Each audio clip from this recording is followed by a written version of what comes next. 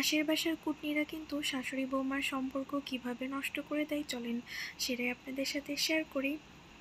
পাশের বাসায় কিছু কিছু কুটনি থাকে যারা শাশুড়ি বেটার বউ সুন্দর সম্পর্ক সহ্যই করতে পারে না। তারা সবসময় কান ভাঙানি দেয় যে তোমার ছেলে এতদিন পর ছুটি থেকে আসলো, তোমার ছেলে কেন বাজার করলো না, তুমি ছেলের বউয়ের কেন কাজ করো, কেন রান্না করে দাও, কেন তাকে হেল্প করো। এইগুলা বলার কিন্তু অনেক পাশের বাসার কিছু কুটনি চুলকানিওয়ালা মহিলা থাকে যাদের অন্যের সুখ দেখলে সহ্য হয় না। তাদের বোঝা উচিত মানে শাশুড়িদের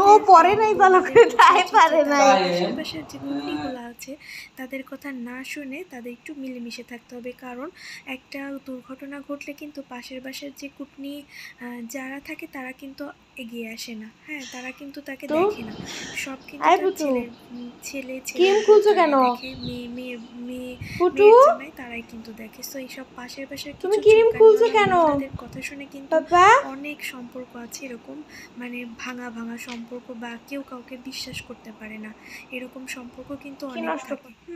আর অন্যের গীবত করে কিন্তু কখনো বড় হওয়া যায় না। অন্যের গীবত করে, অন্যের সংসার নষ্ট করে, অন্যের সংসারের বিষয়ে নাক গলিয়েও কিন্তু কারো মহৎ হওয়া যায় না। এরকম অনেক মানুষ আমি আমার জীবনেই দেখেছি, আমি আমার লাইফে দেখেছি যে যারা অন্যের তোমার বৌমা মিশতে পারে না, তোমার বৌমার বাড়ির লোকজন মিশতে পারে না, এরকম প্রচুর প্রচুর প্রচুর প্রচুর কথা বলাচ্ছে। এইসব পাশের বাসার কুটনিদের কথা বলতেছি।